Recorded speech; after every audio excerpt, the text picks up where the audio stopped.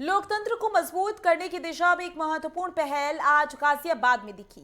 ITS college Mohan Nagar में SIR विशेष गहन पुनरीक्षण प्रक्रिया पर एक विचार संगोष्ठी का आयोजन किया गया। इस कार्यक्रम में पूर्व राज्यपाल कलराज मिश्र मुख्य वक्ता के रूप में शामिल हुए हैं। बता दें, उन्होंने कहा कि सही मतदाता सही प्रतिनिधि चुने, इसके लिए एसआईआर अभियान बहुत जरूरी है। संगोष्ठी में विशेषज्ञों ने जोर दिया कि यह अभियान फर्जी वोटों के नाम हटाने और लोकतंत्र में पारदर्शिता लाने का आधार है। हाई कोर्ट के अधिवक्ता अश्वनी उपाध्याय ने भी समाज में अधिक जागरूकता की आवश्यकता पर बल दिया है।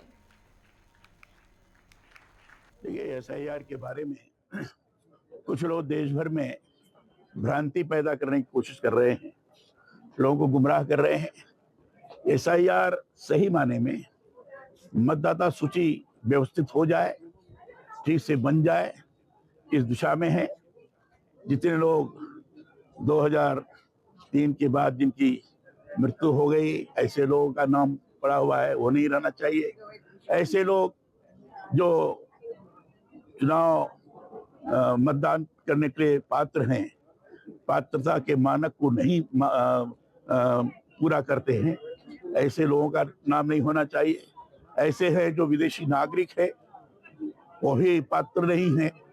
ये सारे चीजें इस प्रकार की हैं जिनका रिवीजन के अंदर बाकायदे देखना हो जाएगा, और जो मतदाता बनकर वो मतदान को प्रभावित करते हैं वो न रहे, इस प्रकार की व्यवस्था एसआईआर के अंतर्गत की। देखिए, भारत का संविधान कहता है कि फ्री एंड फेयर इलेक्शन होना चाहिए। फ्री एंड फेयर इलेक्शन तभी हो सकता है जब वोटर लिस्ट बिल्कुल क्लीन हो, वोटर लिस्ट प्योर हो। इलेक्शन कमीशन का दो ही काम है, वोटर लिस्ट को तैयार करना, उसके बाद इलेक्शन कराना।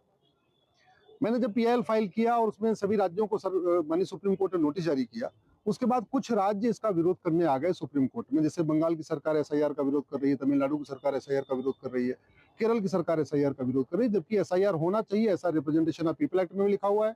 एसआईआर होना चाहिए, ऐसा हमारा संविधान भी कहता है। कोई भी विदेशी भारत के वोटर लिस्ट में नहीं होना चाहिए, हमारा संविधान भी कहता है, हमारा कानून भी कहता है।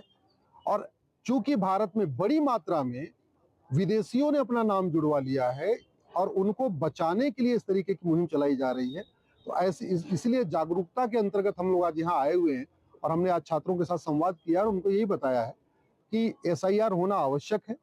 भारत का वोटर बनने के लिए 3 कंडीशन होनी चाहिए। पहला तो भारत का नागरिक होना चाहिए, दूसरा वो उसी क्षेत्र का निवासी होना चाहिए, तीसरा उसकी उम्र 18 साल पूरी होनी चाहिए। और ये तीनों कंडीशन जांचने का अधिकार इलेक्शन कमीशन के पास है। इलेक्शन कमीशन वही